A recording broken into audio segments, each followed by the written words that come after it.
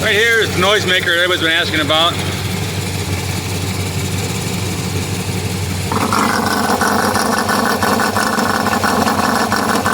Goes all the way back. Exactly the intake manifold. Puts the full extra air in the exhaust for the catalytic converter. Time to get rid of that stupid thing.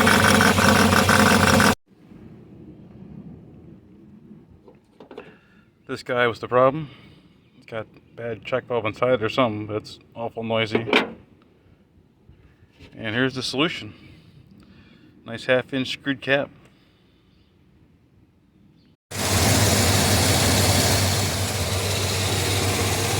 Got it capped off, and we are much quieter now.